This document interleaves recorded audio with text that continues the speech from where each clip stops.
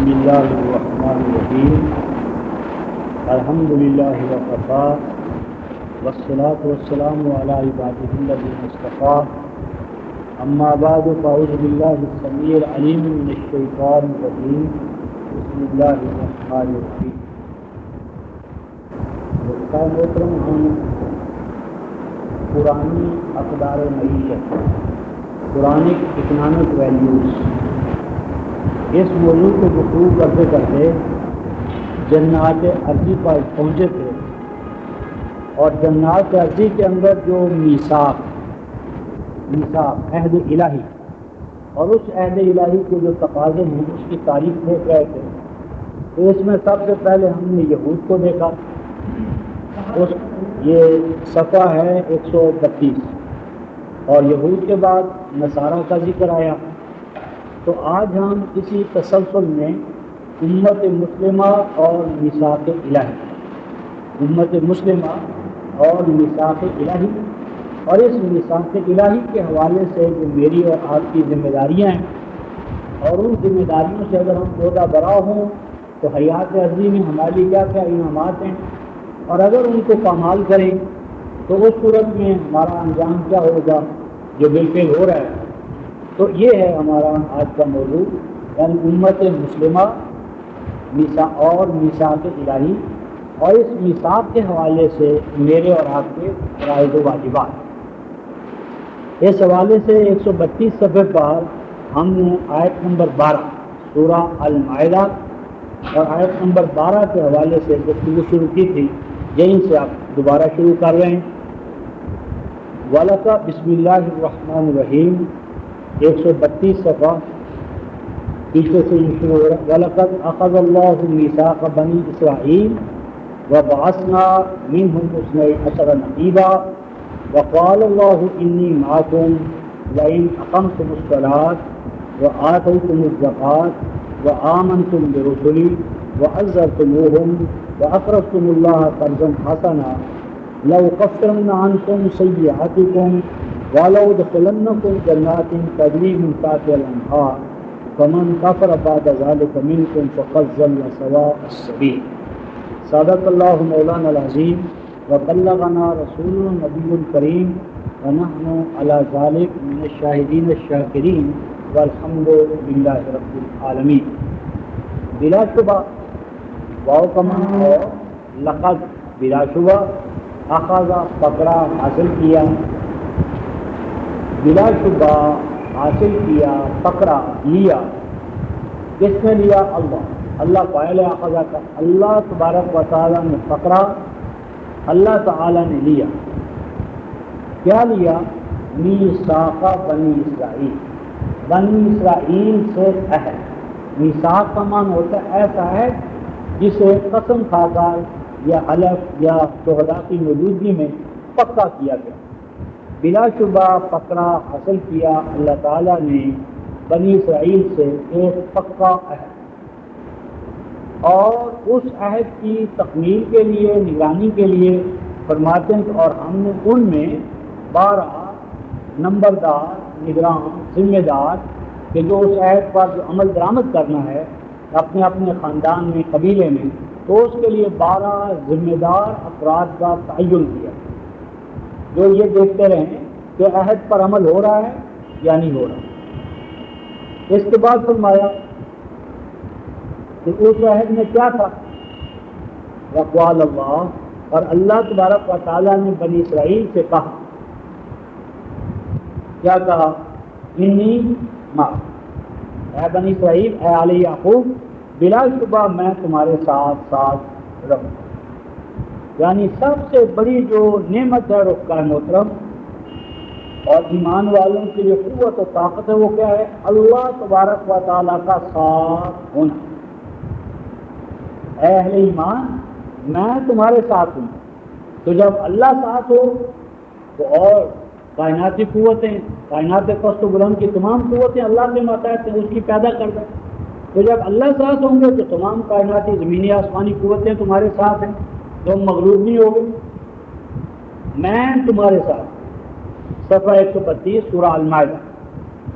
اب یہ اللہ کی معیت بنی اسرائیل کو کب ملنا تھی، کب تک یہ رہنی تھی؟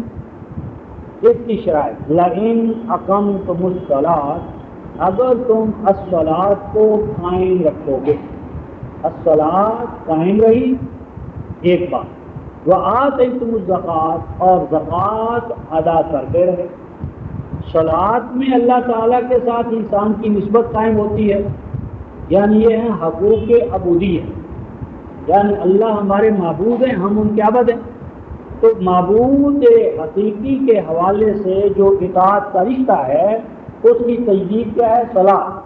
تو اگر تم خالق و مالک سے جڑے رہے بطور غلام سروینٹ، اور مخلوق کے ساتھ جو چیز جوڑتی ہے رفقائے محترم وہ زکوٰۃ ہے، اور مخلوق الہی کے ساتھ بھائی بندوں کے ساتھ خیر خواہی، اخوت، عدالت، مساوات، پرورش، نگہداشت، یہ تم نے اس پہ قائم رہے زکوٰۃ کی ادائیگی کی صورت۔ نمبر 3 وآمنتم برسلی، اور جیسے جیسے رسول آئیں ہر آنے والے رسول پر تم نے ایمان لانا۔ اب یہ جو ایمان آنے والے رسولوں پر ہے ہمارے حوالے سے اب یہ نہیں رہا، کیونکہ خاتم النبیین آ گئے، خاتم الرسول آ گئے، اب آنے والا آ گیا جس کی تمام آنے والوں نے منادی کی، تمام آنے والے جانے کے لیے آئے اور ایک آنے والے کا راستہ صاف کرنے کے لیے آئے۔ جب وہ موعود کل ادیان آ گیا تو اب یہ مسئلہ ہمارے حوالے سے یوں ہو گیا کہ اب ہم نے کسی نئے نبی پر ایمان نہیں لانا، محمد رسول اللہ پر ایمان لانا ہے، اور آپ پر ایمان تمام انبیاء پر ایمان ہے، ہاں جی، آپ پر ایمان، آپ کی کتاب پر ایمان، تمام انبیاء تمام کتابوں پر ایمان ہے، کیونکہ آپ آخر ہیں، سب کے بعد آنے والے ہیں۔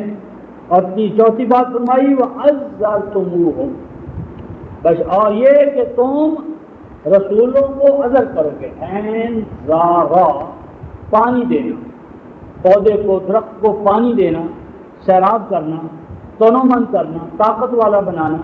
تو اگر تم رسولوں کے مشن کو طاقت والا بناتے رہو گے، یعنی اپنی جانی اور مالی قربانیاں دے کر اللہ کے اس مشن کو مضبوط و مستحکم رکھو گے، وَأَقْرَضْتُمُ اللَّهَ قَرْضًا حَسَنًا۔ پانچویں چیز یہ کہ اس مشن کو خالص کرنے کے لیے، برقرار رکھنے کے لیے وقتاً فوقتاً تم اپنی صلاحیتوں کا، جان کا، مال کا کیا کرو گے؟ انفاق کرو گے۔ قرض کا مان ہوتا ہے علیحدہ کر لینا، یعنی اپنے وقت، سرمائے، جدوجہد، اس کا کچھ حصہ تم علیحدہ رکھو گے، الگ رکھو گے اللہ کے دین اور مشن کے لیے۔ اور یہ قرض جو الگ کیا جائے گا اس کو قرآن نے کہا کیا؟ حسناً، حسن پیدا کرنے والا، یعنی یہ صلاحیتیں، یہ جانی اور مالی قربانیاں اس لیے تاکہ فرد میں، معاشرے میں، امت میں کسی جگہ بدمزگی پیدا نہ ہو، بدصورتی پیدا نہ ہو، فساد پیدا نہ ہو، کمزوری پیدا نہ ہو، اضمحلال پیدا نہ ہو۔ تو کمزوریوں کو، کوتاہیوں کو یعنی دور کرنے کے لیے تم اپنی جانی اور مالی صلاحیتوں کو وقف رکھو گے دوسروں کی فلاح کے لیے۔ اگر یہ تم 5 کام کرو گے تو کیا ہوگا؟ لَأُكَفِّرَنَّ عَنْكُمْ سَيِّئَاتِكُمْ، تو دور کر دوں گا میں تم سے تمہاری بدحالیاں، اور دور رکھوں گا جو موجود ہیں۔ اب تم کے چل رہے ماضی کا ورثہ ہے وہ تو ختم ہو جائے گا، اور آئندہ اس طرح کی کٹھنائیاں جو ہیں، بدحالیاں جو ہیں وہ تمہارے قریب نہ آ سکیں گی۔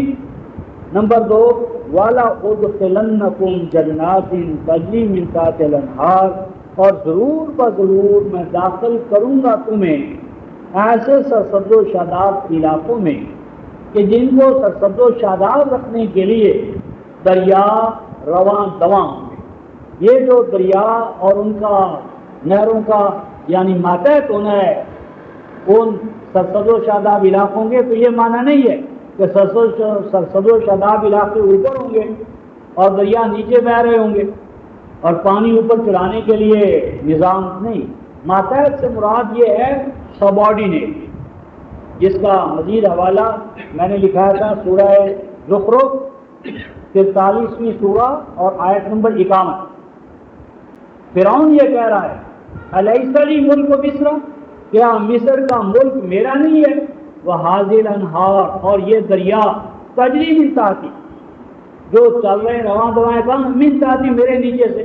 تو اب یہ معنی نہیں ہے کہ فرعون جو ہے وہ دریاؤں کے اوپر بیٹھا تھا اور دریا اس کے نیچے بہ رہے تھے، مراد ہے کہ ان دریاؤں سے جس کو میں چاہوں وہ سیراب کروں اور جس کو چاہوں اس کو اس سیرابی کے حق سے معلوم کر دوں۔ تو یہ معنی یہاں پر یہ 47 کا آیت کیا ہے؟ اقام۔ تو فرمایا کہ اگر ایسا ہوگا تو یہ جنات عرضی تمہاری تحویل میں، اور یہ جو جنات ہیں یہ حیات عرضی کی بات ہے، زمین کی بات ہے، آسمان کی بات نہیں ہے۔ کیوں؟ اس لیے کہ آگے فرمایا فمن کفر بعد ذلک، پھر جو کوئی ان باغات کو پا لینے کے بعد، اس منعملہ جماعت میں شامل ہو جانے کے بعد، پھر جو کوئی تم میں سے اس کے بعد کافر ہو جائے گا، کفر کرے گا، ناشکری کرے گا۔ اب جو اخروی جنات ہیں رفقائے محترم، اس کے لیے حوالہ لکھ لیں 15-48 سورہ الحجر آیت نمبر 48۔ ان جنات سے اخراج نہیں ہے، وما هم منها بمخرجین، آخرت کی جنت سے اخراج نہیں ہے۔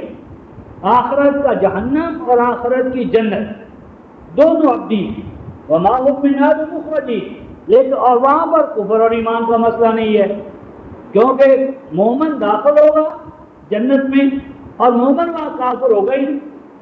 تو یہ جو فرمایا کہ ان باغات کو پا لینے کے بعد، داخل ہو جانے کے بعد جو کوئی کافر ہو جائے گا، تو اس کا مطلب ہے کہ یہ جنات حیات عرضی کی ہیں۔ تو اگر کوئی ایسا کرے گا فقد ضل سواء السبیل، تو بلا شبہ وہ کھو بیٹھے گا، گم کر بیٹھے گا اللہ تک پہنچنے والا صحیح راستہ۔ تو اس ضمن میں رکھتا محترم آیت نمبر یعنی 15-16 تک ہم ترجمہ وغیرہ کر چکے تھے، اور آج ہم نے امت مسلمہ کے حوالے سے جو میثاق الہی ہے اور اس میثاق کے حوالے سے جو میری اور آپ کی ذمہ داریاں ہیں، اس کے حوالے سے ہم نے گفتگو کا آغاز کیا تھا۔ تو امت مسلمہ کے حوالے سے گفتگو کرنے کے ساتھ ساتھ لازم ہے کہ ہم تمام امتوں کے حوالے سے جو میثاق الہی ہے اور اس کی جو ذمہ داریاں ہیں اس تناظر میں گفتگو کا آغاز کریں گے۔ تو اس ضمن میں ہم صفحہ 90 سورہ آل عمران، سورہ آل عمران تیسری سورہ ہے، صفحہ 90 آیت 187، 187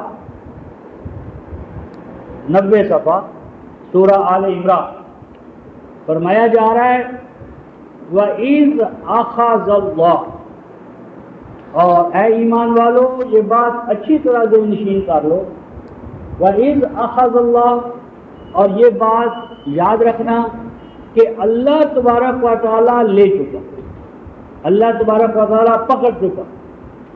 کیا پکڑا اور کن سے پکڑا؟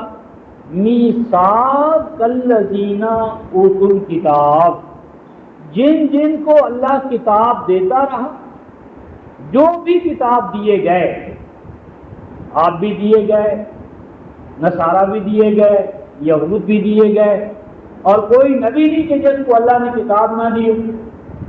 سورہ البقرہ آیت 213 میں کوئی نبی بغیر کتاب کے نہیں تھا۔ تو جب بھی اللہ تعالیٰ کسی امت کو نبی کے توسط سے کتاب دیتا ہے تو اس سے اللہ تبارک و تعالیٰ ایک میثاق لیتے ہیں۔ وہ میثاق کیا ہے؟ آگے اور ہم بھی کتاب دیے گئے، اور اگر ہم وہ میثاق بھولے ہوئے ہیں تو اس کا مطلب ہے کہ ہم وہ نہیں کہ جنہوں نے براہ راست اللہ کے ٹھہرائے ہوئے طریقے کے مطابق کتاب حاصل کی ہے۔ اوتوا الکتاب، جن کو کتاب دی جاتی رہی ان سے اللہ تبارک و تعالیٰ کیا لیتے رہے؟ میثاق لیتے رہے۔ وہ میثاق کیا تھا رفقائے محترم؟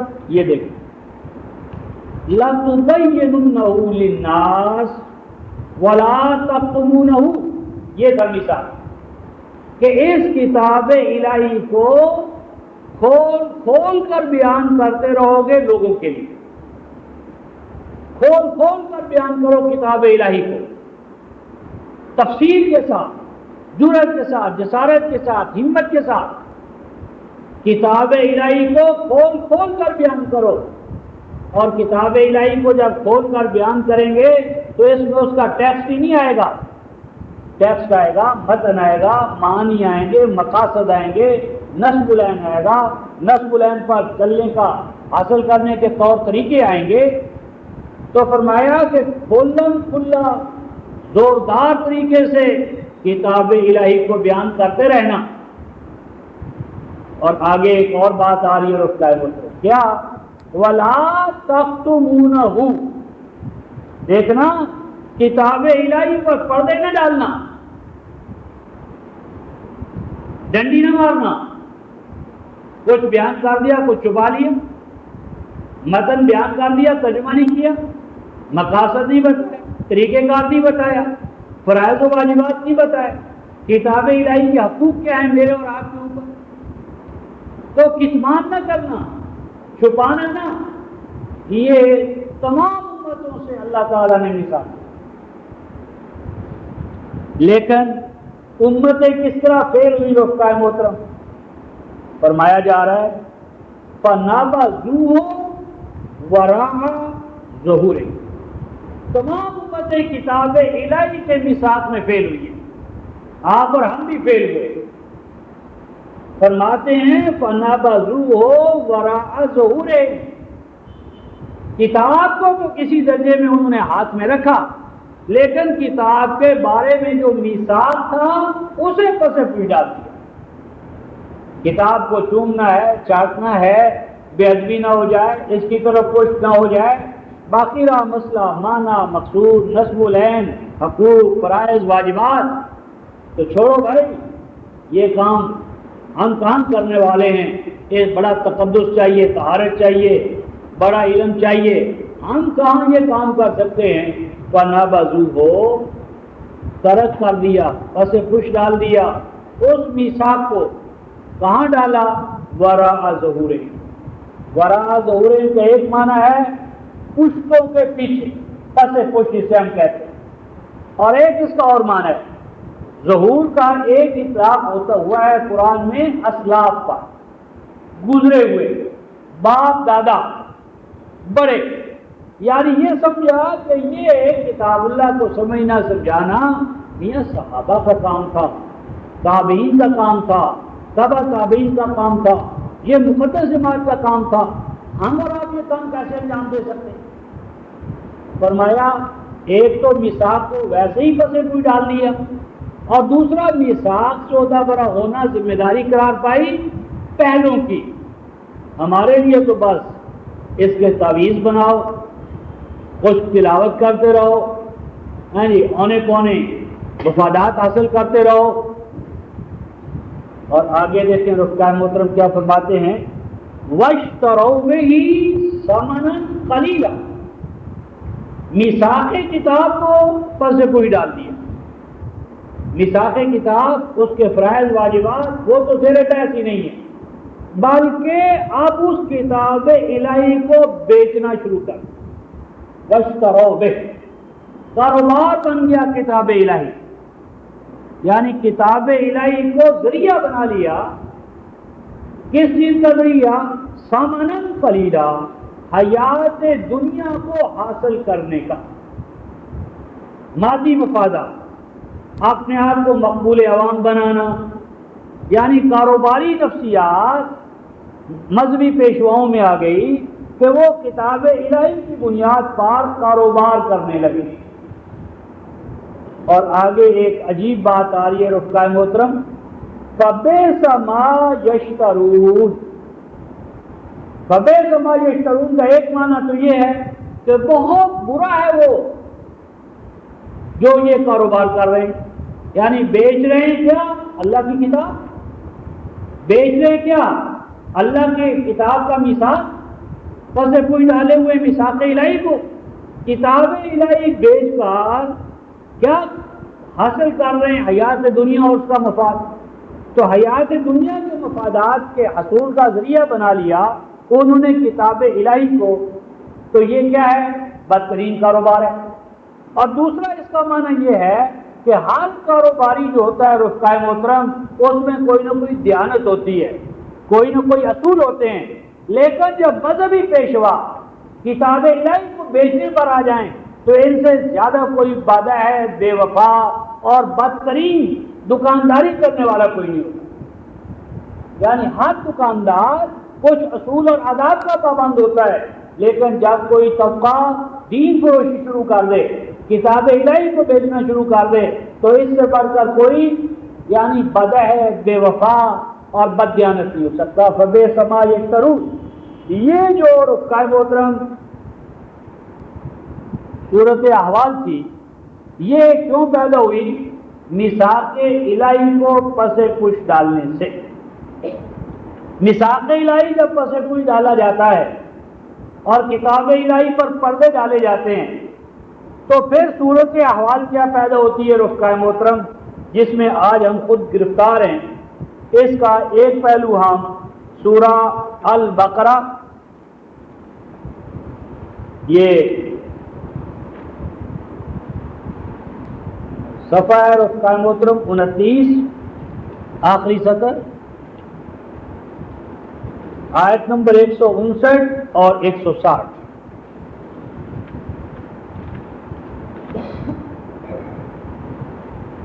ایک سو انسٹھ سورہ البقرہ، ان الذین یکتمون ما انزلنا من البینات والہدی من بعد ما بیناہ للناس فی الکتاب اولئک یلعنہم اللہ ویلعنہم اللاعنون الا الذین تابوا واصلحوا وبینوا فاولئک اتوب علیہم وانا التواب الرحیم۔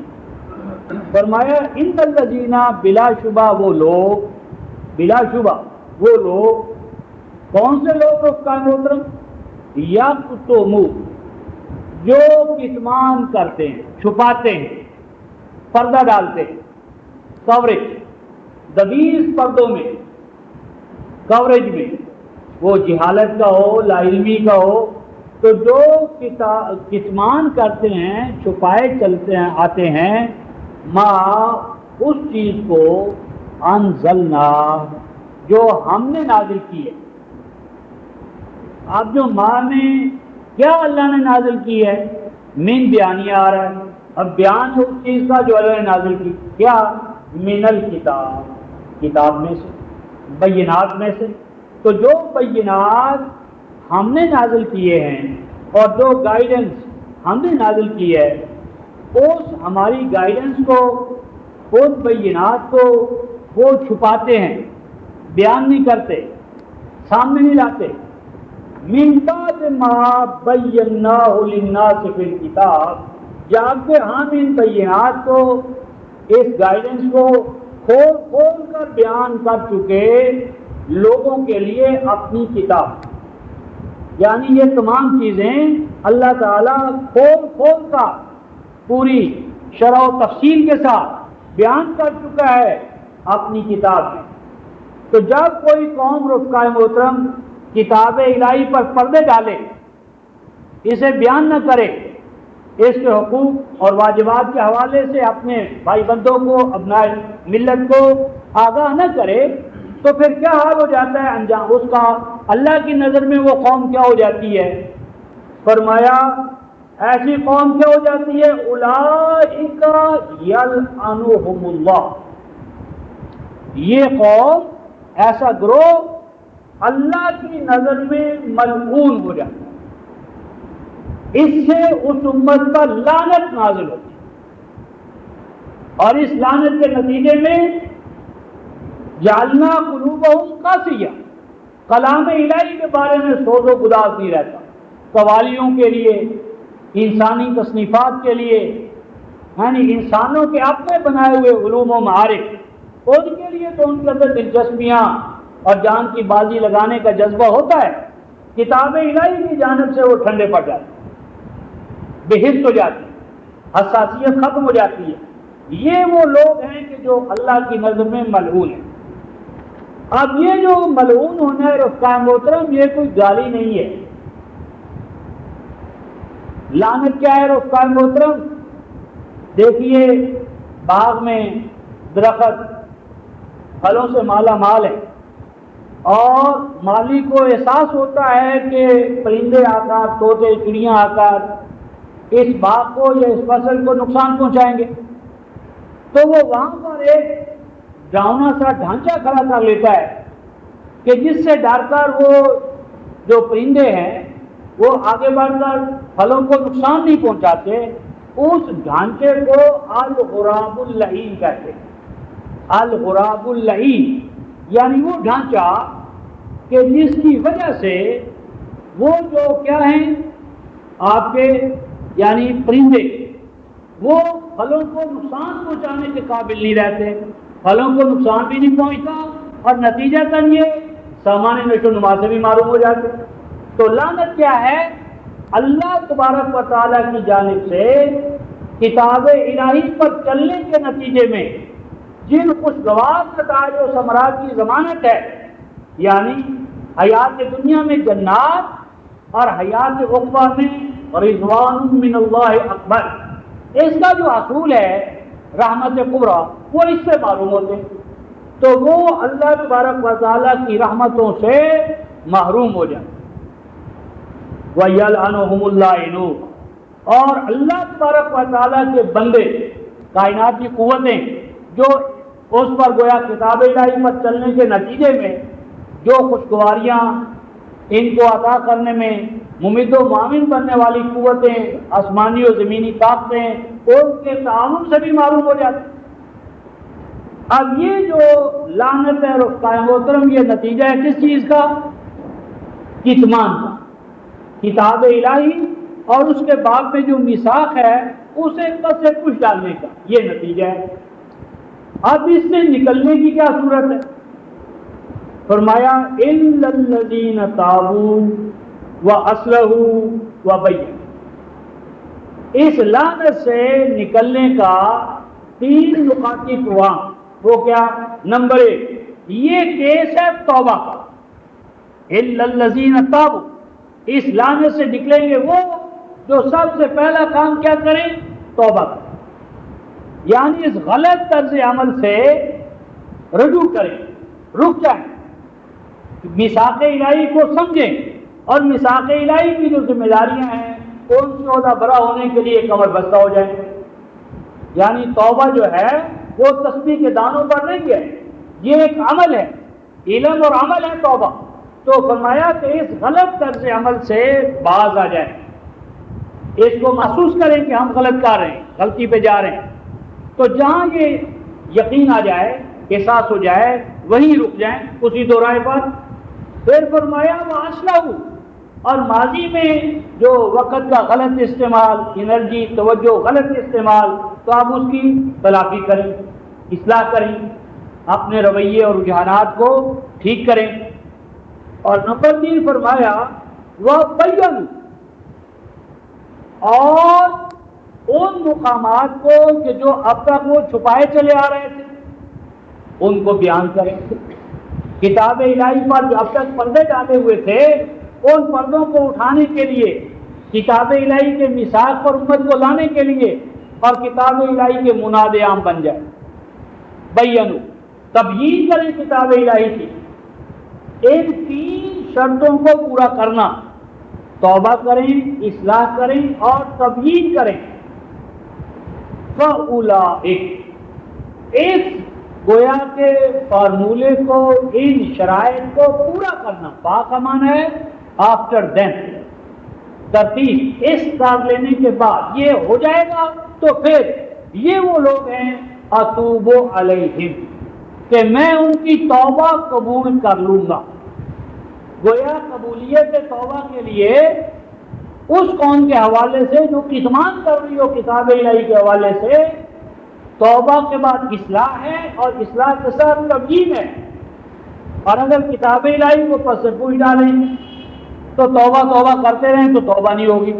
تو توبہ کے لیے توبہ، اصلاح اور تبیین۔ اب اس کے بعد آئیے رفقائے محترم، میرے اور آپ کے حوالے سے میثاق کیا تھا؟ سورہ المائدہ 5ویں سورہ رفقائے محترم آیت نمبر 7، یہ 131 صفحہ ہوگا، 131 صفحہ، سورہ المائدہ۔ وَاذْكُرُوا نِعْمَتَ اللَّهِ عَلَيْكُمْ، اے ایمان والو یاد رکھنا، مسلسل و فہم یاد رکھنا، بھول نہ جانا، پیش نظر رکھنا، وَاذْكُرُ پیش نظر رکھنا، یاد رکھنا، بھلانا نہ، نعمت اللہ، اللہ تبارک و تعالیٰ کی نعمت۔ یہ نعمت کیا ہے رفقائے محترم؟ اس کے لیے لکھ لیں سورہ البقرہ، دوسری سورہ، آیت نمبر 231۔ سب سے بڑی نعمت جو اس امت پر ہوئی ہے رفقائے محترم، وہ نعمت کتاب۔ وَاذْكُرُوا نِعْمَتَ اللَّهِ عَلَيْكُمْ، نعمت کیا ہے؟ مَا أَنزَلَ عَلَيْكُمْ مِنَ الْكِتَابِ وَالْحِکْمَةِ، کتاب و حکمت۔ اور سورہ یونس 10ویں سورہ، آیت نمبر 57، سب سے بڑی نعمت کتاب اللہ۔ سورہ توبہ، یونس 10ویں سورہ، آیت نمبر 57۔ تو یہ جو نعمت اللہ ہے قرآن پاک، کلام الہی، تو اس کلام الہی کی نعمت کبریٰ کو ہمیشہ یاد رکھو۔ اور یہ جو کلام الہی ہے رفقائے محترم، اس کے بعد میں ایک اور حوالہ سورہ الاعراف 7ویں سورہ، آیت 196، 7:196۔ یہ کتاب الہی بندے کو مالک کے دربار میں پہنچانے والی ہے، بندے کا امت کا تحفظ کرنے والی ہے، یعنی امت کو، بندے کو اللہ سے ملانے والی اور اللہ کے دربار میں پہنچانے والی اور اللہ کی ولایت میں داخل کرنے والی کیا چیز ہے؟ کتاب الہی۔ تو اللہ کی اس نعمت کو یاد رکھنا، وَمِيثَاقَهُ الَّذِي وَاثَقَكُم بِهِ، اور اس نعمت کے حوالے سے اللہ تعالیٰ نے جو تم سے میثاق لیا ہے اسے یاد رکھنا۔ اور وہ میثاق کیا ہے رفقائے محترم؟ جو کتاب الہی کے حوالے سے لیا گیا ہے وہ میثاق کیا ہے؟ فرمایا وہ میثاق یہ ہے، اس کا بیان ہے، اِذْ قُلْتُمْ، جب تم کہہ چکے، جب تم میثاق کر چکے، کہہ چکے، تم نے عہد کر لیا۔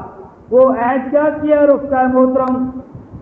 وہ عہد ہم نے یہ کیا رفقائے محترم، سمعنا وَأَطَعْنَا، اے اللہ ہم آپ کا کلام سنتے رہیں گے، سناتے رہیں گے۔ ہم کلام الہی کو سننے والے اور کلام الہی کو سنانے والے، وَأَطَعْنَا ماننے والے، منوانے والے۔ ہم سنیں گے، ہم سنائیں گے، ہم مانیں گے، ہم منوائیں گے، ہم اس پہ چلیں گے، ہم اس پہ چلائیں گے۔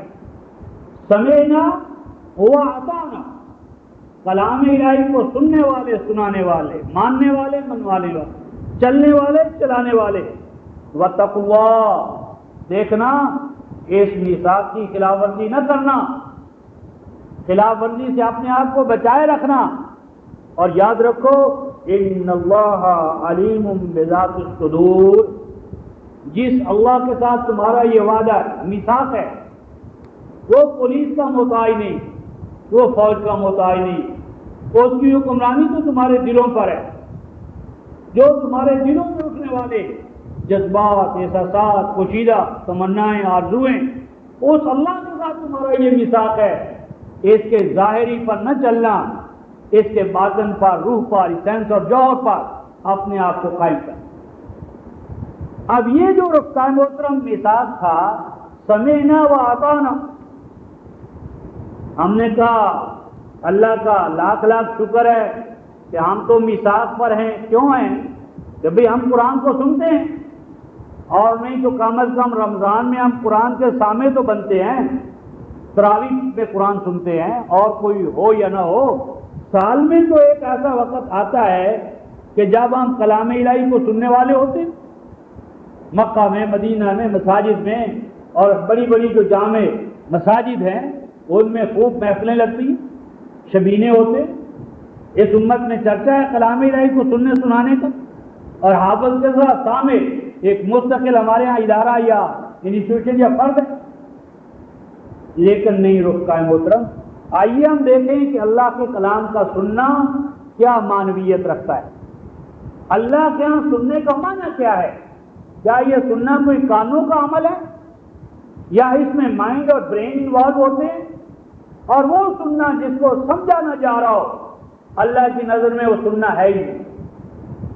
آئیے دیکھیں 215 صفحہ سورہ الانعام انفال 8ویں سورہ صفحہ 215 آیت نمبر 20 اور 21 سورہ الانفال۔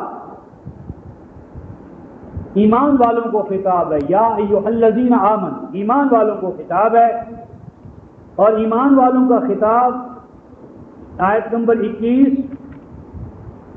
وَلَا تَكُونُوا كَالَّذِينَ قَالُوا سَمِعْنَا وَهُمْ لَا يَسْمَعُونَ، اے ایمان والو ان لوگوں کی طرح نہ ہو جانا، ان امتوں کی طرح، یہود کی طرح، نصارہ کی طرح، ان امتوں کی طرح نہ ہو جانا۔ کون سی امت میں رخ قائم ہوتا؟ ان لوگوں کی طرح نہ ہو جانا قالوا سمعنا، جو کہتے ہیں کہ ہم کلام الہی کو سن رہے ہیں۔ سمعنا سن چکے، سنتے رہتے ہیں، ہم کلام الہی کے سامع ہیں۔ اور اللہ پاک کیا فرماتے ہیں؟ وَهُمْ لَا يَسْمَعُونَ، امتوں کا دعویٰ ہے سمعنا، اور رب علی عظیم فرماتے ہیں وَهُمْ لَا يَسْمَعُونَ، انہوں نے تو سنا ہی نہیں میرا کلام۔ اب سماعت کے سننے کے دو مفہوم ہو گئے، ایک الہی مقبول اور دوسرا امتوں کا مردود۔ ایک دعویٰ سماعت کا امتوں کا ہے جو عند اللہ مردود ہے، اور ایک سماعت کا دعویٰ ہے جو اللہ کے مقبول ہے، جس پر اجر مرتب ہوگا، اللہ کی طرف سے رضا حاصل ہوگی۔ دعوے دو ہیں، طریقے دو ہیں سننے کے۔ فرمایا انہوں نے کہا سمعنا، اللہ نے کہا نہیں، وَهُمْ لَا يَسْمَعُونَ، سنا ہی نہیں تم نے۔ آپ دیکھیں سننا کیا ہوتا ہے، رخ قائم ہوتا ہے۔ فرمایا اِنَّ شَرَّ الدَّوَابِ عِندَ اللَّهِ الصُّمُّ الْبُكْمُ الَّذِينَ لَا يَعْقِلُونَ۔ فرمایا اللہ تبارک و تعالیٰ کی نظر میں، عند اللہ، اللہ کی نظر میں، شر الدواب، دابا کی جمع ہے، اینیمل، کیٹل، ڈھور ڈنگر، بلا شبہ حیوانوں سے فروتر گرے ہوئے، عند اللہ، اللہ کی نظر میں کون ہے رخ قائم محترم؟ الصم البکم، وہ بہرے، وہ گونگے۔ کون سے بہرے اور گونگے رخ قائم محترم؟ جو پیدائشی ہوتے ہیں؟ نہیں۔ آگے دیکھیے کیا فرمایا، گونگا اور بہرا کون ہوتا ہے قرآن کی نظر میں؟ فرمایا الذین لا یعقلون، یہ نہیں کہا لا یسمعون ولا ینطقون، گونگا بہرا وہ نہیں جو سنتا نہیں بولتا نہیں۔ اللہ کی نظر میں گونگا اور بہرا وہ ہے جو عقل سے کام نہیں لیتا۔ گویا کہ جس سننے کو آپ کے مجرد کام سنیں اور آپ کا مائنڈ اور برین اس سے متاثر نہ ہو، وہ سننا اللہ کی نظر میں سننا نہیں ہے۔ گویا کہ سننا کیا ہے؟ مائنڈ کا، مائنڈ کا ہے، برین کا ہے، اور سننا ہے معنی کے ساتھ، مفہوم کے ساتھ، مدلول کے ساتھ، مقصود کے ساتھ، اور جس سننے میں سمجھنا شامل نہ ہو۔ کتنا بڑا المیہ ہے اس قانون میں سمت کا کہ سننے سے سمجھنا غائب، اور کتابیں الہی ہم نے پڑھی ہے لیکن سمجھی نہیں۔ یعنی خط پڑھنا مفہوم کے ساتھ، اخبار پڑھنا مفہوم اور معنی کے ساتھ۔ پہلی جماعت کا بچہ بھی کہتا ہے میں نے قاعدہ پڑھ لیا ہے، حال پڑھنے میں سمجھنا شامل ہے، لیکن زوال پذیر امتوں نے کلام کے پڑھنے سے سمجھنا غائب کر۔ یہ ہم قرآن پڑھیں کیا مانا؟ بس الفاظ پڑھ لیں۔ تو کیا فرمایا کہ وہ سننا کہ جس میں عقل شامل نہیں، وہ آپ کا عقل کا پروسیس نہیں ہے، آپ کا مائنڈ اور برین انوالو نہیں ہے، وہ سننا اللہ کی نظر میں سننا نہیں۔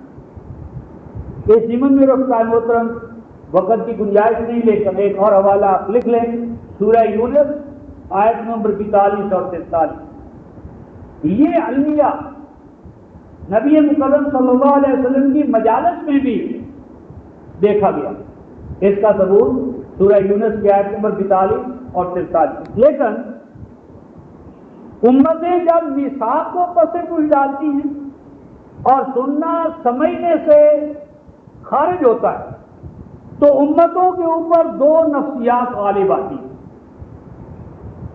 ایک نفسیات ہے رفقائے محترم کتے کی، سورہ الاعراف آیت 175، یعنی ان کے قائدین کیا ہو جاتے ہیں، ان کی نفسیات ہوتی ہے خلاف کتوں کی۔ کتوں کا کام ہے بھونکنا، لڑنا، ہڈی ڈالو یا پتھر جھپٹنا، چھوٹے چھوٹے مادی مفادات کے لیے ایک دوسرے کو چیر کھانا، مار دھاڑ، یہ قائدین کی نفسیات ہے۔ آیت 175 176، اس کا ہم اگلے جمعے ذکر تفصیل سے کریں گے۔ آج میں عوام الناس کی سطح پر اس کے جو اثرات مرتب ہوتے ہیں ان کے حوالے سے گفتگو کروں گا۔ سورہ الجمعہ رفقائے محترم 42-43، 10-42-43، سورہ الجمعہ 62 سورہ آیت نمبر 5۔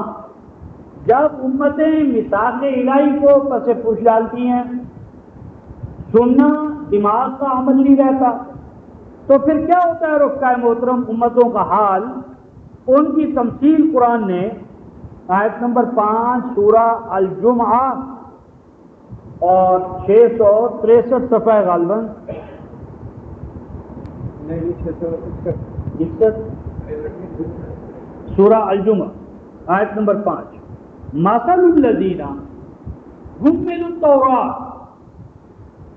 ثم لم يحملوها كمثل الحمار يحمل اسفارا بئس مثل القوم الذین كذبوا بآیات اللہ واللہ لا يهدی القوم الظالمین۔ ان لوگوں کی مثال کہ جن کو تورات کا ذمہ دار گردانا گیا۔ اب آپ یہاں یوں کریں، مثل الذین حملوا الفرقان، مثل الذین حملوا القرآن، اس امت کی مثال کہ جس پر کتاب الہی کی ذمہ داری ڈالی گئی، قرآن و فرقان کی ذمہ داری ڈالی گئی، اس کی شہادت اور اس کے نور اور علم کو نوع انسانی کے بچے بچے تک پہنچانے کی ذمہ داری ڈالی گئی۔ انہوں نے کیا کیا؟ ثم لم يحملوها، انہوں نے اس ذمہ داری کو ادا نہ کی۔ کہتے ہیں سمعنا، سنتے ہیں، اور اللہ فرماتے وہم لا يسمعون۔ اب ان کا سننا اور نہ سننا کیا ہے رفقائے محترم؟ فرمایا کمثل الحمار، گدھے کے سامنے رفقائے محترم آپ قرآن پڑھیں، اور ایک ایسے عالم آدمی کے سامنے کہ جو قرآن سمجھ نہیں رہا، دونوں کے اوپر اثر کیا ہے؟ یکساں۔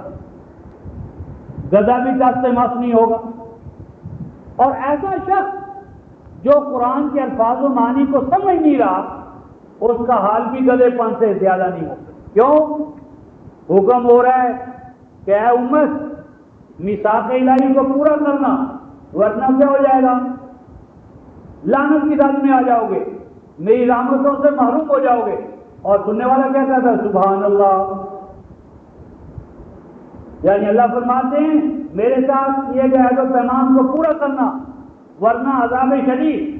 سبحان اللہ، یعنی عذاب پر بھی سبحان اللہ، مخافات عمل کی فکر سبحان اللہ۔ کیوں کہ شعوری سطح پر تو رد عمل ہے ہی نہیں۔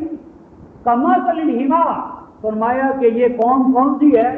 یہ مثالی گدھے ہیں، صرف گدھے نہیں ہیں، دو جانور مثال کے طور پر، ایک گدھا اور دوسرا کتا۔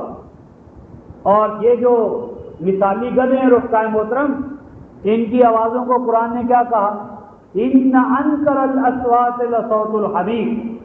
جب کسی کے دل دماغ سے کلام الہی کا شعور اور حساسیت نہیں رہتی، اس کے گلے سے جو آواز نکلتی ہے وہ گدھے کی آواز ہوتی ہے۔ انتہائی نفرت پیدا کرنے والی، ایک دوسرے سے وحشت زدہ کرنے والی، میننگ لیس، صرف آواز کا اتار چڑھاؤ ہے، ایک شور ہے، میننگ لیس۔ کیا فرمایا؟ کمثل الحمار یحمل اسفارا، بوجھ اٹھائے پھرتا ہے، بوجھ پر کتابیں لدی ہیں، پلندے لدے ہیں، ہاں لیکن مفہوم معنی مدلول پیدا۔ اللہ پاک فرماتے ہیں بئس مثل القوم، بہت بری ہے مثال اس قوم کی کہ اسے اللہ نے اپنی آیات کا نگہبان بنایا، شہید بنایا، اور اس میں کتمان پردے ڈالے، میثاق کو اوپر سے کوئی ڈالا۔ ایسی قوم کہتی ہے ہم اللہ کی آیات پر ایمان رکھتے ہیں۔ اللہ کیا فرماتے ہیں؟ کذبوا بآیات اللہ، اصلاً یہ آیات الہی کی تکذیب کرنے والے ہیں۔ واللہ لا یہدی القوم الظالمین، یہ ظالم ہیں، اور ایسے ظالم اللہ تعالیٰ کے جو ہادی و مہدی ہونے کے جو نتائج اور انعامات ان سے کیسے بہرہ ہو سکتے؟ اس ضمن میں رفقائے محترم، کتاب الہی کا میرے اور آپ کے ساتھ تعلق کیا تھا، اور اس تعلق کو نہ جان کر ہم آج کس طرح یعنی سر نوالا بنے ہوئے ہیں، ذرا اس کے حوالے سے دیکھیں۔ سورہ الکہف 18ویں سورہ آیت نمبر 27، یہ صفحہ 356 ہوگا، 356 صفحہ۔ آج یہ امت در کی ٹوکن جو کھا رہی ہے رفقائے محترم، اور ایک جسے ہم مغلوب و ضال کہتے ہیں ان کے اشارہ ابرو پر ہم کیوں ناچ رہے ہیں؟ اس کا سبب کیا ہے؟ سورہ الکہف 18ویں سورہ آیت نمبر 27، ارشاد ربانی ہے 356 صفحہ۔ وَاتْلُ مَا أُوحِیَ إِلَيْکَ مِن کتاب ربک، بس پیش کرتے چلے جاؤ، پیش کرتے چلے جاؤ اس چیز کو جو وحی کی گئی الیک آپ کی جانب، اور وہ جو چیز آپ کی طرف وحی کی گئی وہ کیا ہے؟ من کتاب ربک، وہ تیرے رب کی کتاب ہے، یعنی کتاب آبجیکٹولی خارج سے رسول پر ریویل ہوئی ہے، یہ اس کے اپنے برین کا ذہن کا اظہار نہیں، خارج سے باہر سے اللہ کی طرف سے جو کتاب آپ کی جانب وحی کی گئی ہے اس کو پیش کرتے چلے جاؤ، اس اعتماد کے ساتھ لا مبدل لکلمات، لا نفی جنس، مبدل باب تفعیل سے اس میں فاعل ہے، بدل یبدل و تبدیل، ریپلیس کرنا، چینج کرنا، ہٹا دینا، ہاں جی شکست دے دینا، پچھاڑ دینا، لا مبدل لکلمات۔ اس کتاب الہی میں جو قوانین ہیں، اقدار ہیں، کلمات ہیں، اس میں جو پیشین گوئیاں ہیں، جو کچھ اس میں اللہ نے بیان کر دیا ہے، لا مبدل لکلمات، اس سے کلمات کو دنیا کی کوئی طاقت اپنے مقام سے ہٹا نہیں سکتی، شکست نہیں دے سکتی، ان کے لیے ریپیٹ ہونا نہیں ہے، پامال ہونا نہیں ہے، زوال نہیں ہے۔ اور جو ہم کہتے ہیں نشأت ثانیہ، ریوائولزم آف اسلام، یہ رفقائے محترم دشمنان اسلام کی وضع کردہ اصطلاح ہے۔ کیوں؟ اسلام کا معنی ہے اللہ، اسلام کا معنی ہے محمد رسول اللہ، اور اسلام کا معنی ہے القرآن و کتاب اللہ۔ اللہ حی القیوم، رسول خاتم النبیین، اور کتاب خاتم الکتب، ان میں سے کس کے لیے موت مانو گے کہ کہو گے اسلام آپ زندہ کرنے چلے؟ اسلام کو زندہ کرنے کی اصطلاح دشمنوں نے وضع کی تاکہ آپ کو اور میرے ذہن میں یہ ڈالا جائے اسلام مر گیا، اور جب کوئی چیز مر جائے رفقائے محترم تو یہ قانون حیات ہے ہی نہیں کہ آپ باہر سے زندگی کا انجیکشن لگا کر ڈیڈ میٹر کو لیونگ میٹر میں چینج کر دیں۔ غلط۔ جو شاخ ٹوٹ کر مردہ ہو گئی آپ اس میں پروٹوپلازم یا زندگی کا انجیکشن لگا کر زندہ کر سکتے ہیں؟ اگر اسلام مر چکا ہے تو میری اور آپ کی کتابوں سے یہ زندہ ہو جائے گا؟ یہ لاشعور ہے۔ اسلام مرنے والا نہیں، قرآن مرنے والا نہیں۔ کیوں؟ یہ تو اپنی حقائق ہیں. زندگی اور موت انسانوں کے حوالے سے ہے، امتوں کے حوالے سے ہے، میرے اور آپ کے حوالے سے ہے. اللہ کی کتاب اسلام مرنے والا نہیں ہے. لا مبدل لکلمات، اللہ کے کلمات کو کوئی اپنے مقام سے ہٹا سکنے والا کوئی پیدا ہی نہیں ہوا، ہو ہی نہیں سکتا. اور آگے فرمایا رفقائے محترم وَلَن تَجِدَ مِن دُونِهِ مُلْتَحَدًا، اے مومن ہرگز نہیں پائے گا تو، وَلَن تَجِدَ، اور ہرگز نہیں پائے گا تو، مِن دُونِهِ، اس کتاب سے ہٹ کر، اس سے علیحدہ ہو کر، کتاب الہی سے کٹ کر، کتاب الہی سے جدا ہو کر، کتاب الہی کو چھوڑ کر، کتاب الہی سے پچھڑ کر ہرگز نہیں تو پائے گا. کیا نہیں پائے گا رفقائے محترم؟ ملتحدہ، پناہ گاہ، شیلٹر. میرے اور آپ کے تحفظ کے لیے ضمانت جو ہے رفقائے محترم وہ اللہ کے کلام میں تھی. اللہ کا کلام میری اور آپ کی پناہ گاہ تھا. اس امت کی پناہ گاہ کلام الہی. یہ جو پناہ گاہ ہے کہف ہے، اس کہف کو پناہ گاہ کو جب سے ہم نے چھوڑا ہے رفقائے محترم کہ غلافوں میں بند کر کے اپنے جیسے انسانوں کے کلاموں کا طواف کر رہے ہیں، اور کلام رب العالمین جو اپنی اور سرمدی حکمت کا منبع اور ماخذ اس کو غلاف میں بند کر کے اوپر رکھ دیا ہے، اور اپنے جیسے خاطی و خطا کار انسانوں کے کلاموں کو ہم نے اوراد و وظائف کے طور پر لے لیا ہے. یہ امت بچڑ گئی، تباہ و برباد ہو. اس امت کو ریسٹور کرنا، بحال کرنا کیا ہے؟ دوبارہ اسے میثاق پر لانا، سمینا و اطانا کے مقام پر لانا، اسے گلے پن سے نکال کر اللہ کے کلام کی پناہ گاہ میں لانا. کس طرح رفقائے محترم نبی مکرم صلی اللہ علیہ وسلم کی سنت کا احیاء کرتے ہوئے. آپ کی سنت کیا ہے؟ آئیے دیکھیں سورہ الانعام 6 سورہ آیت نمبر 19. جن کا ہم کلمہ پڑھتے ہیں، جن کے عاشق ہونے کے ہم مدعی ہیں، آئیے انہوں نے آپ سے اور مجھ سے کیا توقع کی تھی، اور ہم محمدی توقعات کو کس طرح پامال کر رہے ہیں، وہ بلکہ پامال ہو رہے ہیں. ان توقعات کا پورا نہ اتر کر آئیے ذرا اس کا ایک نقشہ دیکھیں کلام الہی کے آئینے میں. صفحہ 156 سورہ الانعام آیت نمبر 19 میں آیت کا سینٹر لے رہا ہوں. وَأُوحِيَ إِلَيَّ هَذَا الْقُرْآنُ، میں یہ الفاظ دے رہا ہوں. وَأُوحِيَ إِلَيَّ هَذَا الْقُرْآنُ، اور وہی کیا گیا ہے میری جانب یہ قرآن.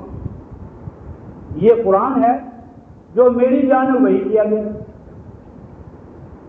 کیوں ہی کیا گیا رفقائے محترم؟ مردوں کو ثواب پہنچانے کے لیے، غلافوں میں بند کرنے کے لیے؟ کیوں یہ قرآن مجھے کیوں عطا کیا گیا رفقائے محترم؟ نبی مکرم صلی اللہ علیہ وسلم کو قرآن کیوں ملا؟ لے اون زیرا قوم بے ہی، لے کار بوجہ اس کے پرپس، تاکہ میں اس قرآن کے ذریعے تمہیں بیدار کروں، جگاؤں. انذار کا معنی جگاؤں، بیدار کرنا، اویئر کرنا، ویجیلنس. میں تمہیں ہوشیار کروں، بیدار کروں، جگاؤں. میں تمہیں جگاؤں اس قرآن پاک کے ذریعے، میں جگاؤں اس قرآن کے ذریعے تمہیں. اور آگے کیا ہوگا؟ فرمایا وَمَن بَلَغَ، اور جس تک یہ قرآن پہنچے اس کا فریضہ ہے کہ وہ اس قرآن کے ذریعے دوسروں کو جگائے. ہم تک قرآن پہنچا رفقائے محترم، ہم قرآن پر ایمان لائے، ہم نے قرآن کو کلام الہی مانا. ہم اپنے گریبان میں جھانکے رفقائے محترم، گریبانوں میں کیا ہم قرآن کی بنیاد پر جاگے ہوئے انسان ہیں؟ ہمیں دوست دشمن کی پہچان ہو گئی ہے قرآن کی بنیاد پر؟ جاگنے والے کی کیا نفسیات ہوتی ہے؟ سونے والے کی کیا نفسیات ہوتی ہے؟ ہم سوتے نہیں، اٹھتے نہیں، جاگتے نہیں. کیا ہم جاگے ہیں؟ ہم نے اپنے ماحول میں جاگنے اور جگانے کی منادی کی ہے؟ دور کیوں جائے؟ بچوں کو جگایا ہے، بیوی کو جگایا ہے، بھائیوں کو جگایا ہے، جگانے کے عمل میں ہم کہاں کھڑے ہیں؟ فرمایا میں جگاتا ہوں اس قرآن پاک کے ذریعے، ومن بلغ، اور جس جس تک یہ قرآن پہنچے اس کا فرض ہے کہ وہ اس قرآن کے ذریعے جاگے اور دوسروں کو جگائے۔ جاگنا اور اس قرآن کے ذریعے جگانا، یہ تھا رفقائے محترم نبی مکرم صلی اللہ علیہ وسلم کی توقعات آپ سے اور مجھ سے، اور بالخصوص امت اجابت پر۔ جب ہم نے آپ کو امام مانا تو میری اور آپ کی ذمہ داری یہ بات، اس ضمن میں رفقائے محترم محمدی طریقہ کار کو اپنانے کے لیے ہم جب قرآن کو جاگنے اور جگانے کے حوالے سے استعمال کریں گے تو پھر نبی مکرم صلی اللہ علیہ وسلم کا اسوہ کمال ہمارے لیے کس طرح مینار نور ثابت ہوگا، یہ آیت پیش کر کے ختم کرتا ہوں۔ سورہ یوسف 12ویں سورہ، آیت 108، صفحہ 298، 298، سورہ یوسف 12ویں سورہ، آیت 108۔ فرمایا قل ھذہ سبیلی، ڈنڈے کی چوٹ کہہ دو، اعلان کہہ دو، ببانگ ڈول کہہ دو، کیا کہہ دو؟ ھذہ سبیلی، یہ قرآن وہ شارع حیات ہے جس پر میں چل رہا ہوں۔ قرآن پر چل رہے کون لوگ؟ محترم محمد رسول اللہ صلی اللہ علیہ وسلم پر جو آپ کا متبع اس کو کہاں چلنا چاہیے؟ قرآن پاک کے سائے۔ قرآن پر چلنا سنت رسول، حکم الہی سنت رسول۔ اب جب ہم قرآن پر چلیں گے تو اللہ کے حکم کی اور رسول پاک کی سنت کا ہم تتبع کر رہے ہوں گے۔ کیوں؟ قل ھذہ سبیل، کہو یہی تو قرآن ہے شارع حیات کہ جس پہ میں چل رہا ہوں۔ اور قرآن پر چلنے کا کیا معنی ہے؟ قرآن کی پکار کیا ہے؟ قرآن کا مرکزی جو دعوتی نقطہ ہے کیا ہے؟ ادعو الی اللہ۔ یہ قرآن تو مخلوق تو کو خالق سے ملانے کے لیے آیا، بس مخلوق کو خالق سے جوڑنا، عابد کو معبود سے جوڑنا، مخلوق کو سامنے سے جوڑنا، بندوں کو ان کے مولا سے متعارف کروانا۔ ادعو الی اللہ، میں تو بس اللہ کی جانب اس کتاب الہی کی بنیاد پر دعوت دینے کے لیے دعوت دیتا ہوں، میں اللہ کی جانب، یعنی دعوت الی اللہ قرآن کا نقطۂ ماسکہ ہے اور محمد رسول اللہ کا مرکزی مشن۔ تو اگر ہم دعوتی کے مقام پر نہیں کریں تو قرآن ہمارا راستہ نہ بنا اور اسوہ کمال سے ہم نے کچھ فیض نہ پایا، کیونکہ ادعو الی اللہ، دعوت الی اللہ رسول کا تھا۔ اور ابھی رفقائے محترم دعوت، دہی دعا، بھینس کو دونا، اس میں دعا کہاں ہے؟ کس مقام پر ہے؟ بھینس دودھ والی، اس کو دونا۔ دہی کس کو کہتے ہیں؟ دعا۔ تو یہ دعوت الی اللہ، اللہ کی طرف بلانا، پکارنا، بلانا، اللہ سے جوڑنا، یہ میرا کتاب الہی کے حوالے سے کام ہے۔ اور آگے فرمایا رفقائے محترم علی بصیرۃ انا، اس دعوت الی اللہ کے کام میں قرآن پاک نے جس مقام پر مجھے کھڑا کیا ہے وہ کیا ہے؟ علی بصیرۃ انا، میں اندھے اعتقاد پر نہیں، بلائنڈ فیتھ نہیں، ڈوگما نہیں، علی بصیرۃ انا، جو کچھ میں کہتا ہوں بصیرت و بینات پر کھڑا ہو کر۔ بصائر کیا ہیں؟